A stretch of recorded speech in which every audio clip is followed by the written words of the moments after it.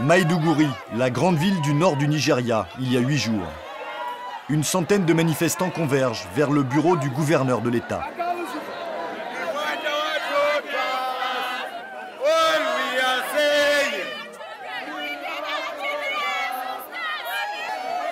Ce sont les parents des lycéennes kidnappées il y a un mois, désespérés.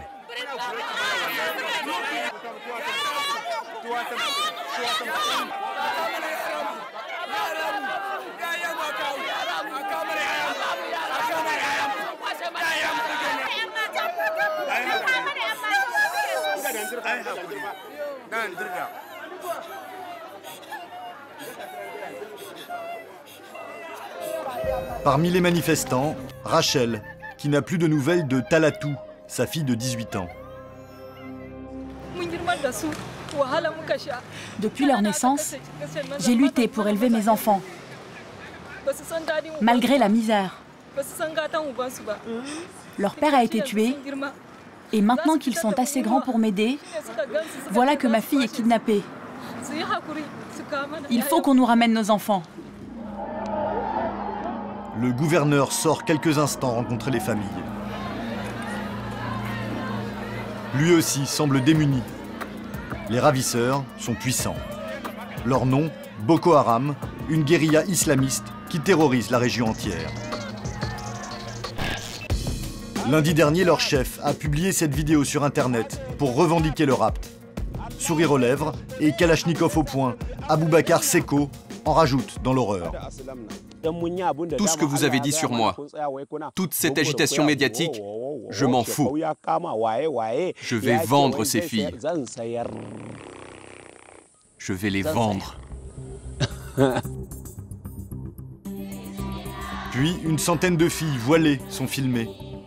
Le visage fermé, elles sont forcées de se convertir à l'islam.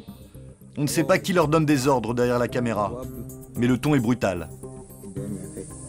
Jusqu'ici, rien de mal ne nous est arrivé, que des bonnes choses.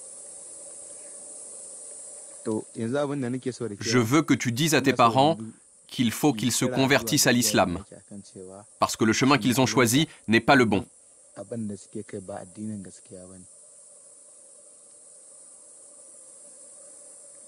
Je voudrais que mes parents se convertissent à l'islam parce que le chemin qu'ils ont choisi n'est pas le bon. Moi, j'ai choisi un autre chemin et j'aimerais qu'ils en fassent autant. Boko Haram n'en est pas à son coup d'essai. 1500 morts depuis le début de l'année dans des attentats, la plupart du temps contre des chrétiens, parfois contre des étudiants ou des écoles pour filles, d'autres cibles de l'organisation.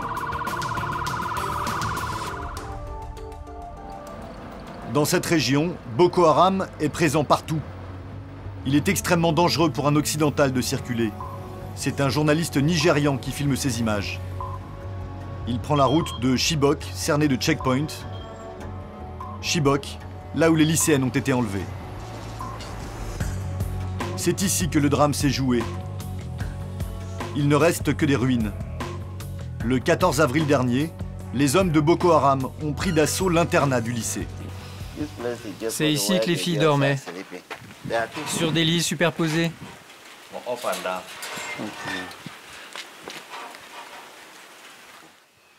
Ils sont venus les chercher, puis ils les ont amenés dehors. Et après, ils ont brûlé toutes les maisons. Cette nuit-là, près de 300 filles dormaient ici. Parmi elles, Lydia. Elle a eu moins de malchance que les autres. Le 14 avril, elle s'en souvient parfaitement. À 5 h du matin, elle a été réveillée par les ravisseurs.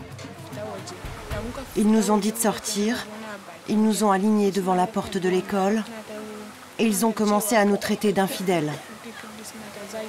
On nous a fait monter dans un camion qui ressemblait à un camion militaire. Derrière nous, il y avait 2 motos qui nous suivaient. J'ai voulu m'enfuir, j'ai fait signe à mon ami de me suivre. J'ai sauté du camion et je suis tombée sur le ventre. Je me suis retournée et j'ai vu que mon ami ne me suivait pas. Comme Lydia, 53 lycéennes ont réussi à s'échapper. 223 restent aux mains de Boko Haram. Nous retrouvons Rachel, la mère de Talatou. Sa fille est toujours otage de l'organisation. Rachel vit dans cette petite maison pauvre avec ses autres enfants.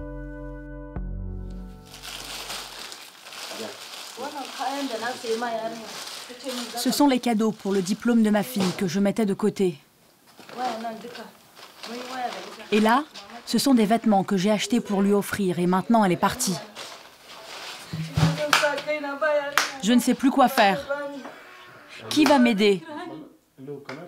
Aidez-moi, s'il vous plaît. Ayez de la pitié pour nous. S'il vous plaît, ramenez-nous nos enfants, où qu'ils soient.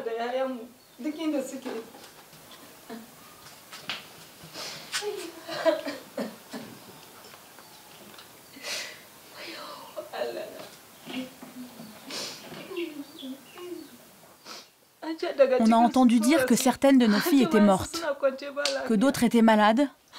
On ne sait pas dans quel état nos enfants se trouvent. Tout ce que nous pouvons faire, c'est nous asseoir et attendre. Moi, je deviens folle. Un peu plus loin, la maison de Lawal Zana. Sa fille aussi a été enlevée. Le jour du kidnapping, lui et quelques autres pères ont voulu aller chasser eux-mêmes les ravisseurs dans la forêt. Peine perdue. On a pris nos motos et on a suivi la route avec d'autres parents. On se disait que nos enfants avaient peut-être sauté des camions. 1 kilomètre plus tard, sur la route, dans un village, on nous a dit qu'il valait mieux faire demi-tour, que si on poursuivait les ravisseurs, ils nous tueraient. Alors le lendemain, on s'est dit qu'on pourrait y retourner avec des gens de la sécurité du gouvernement. Mais personne n'a voulu nous aider.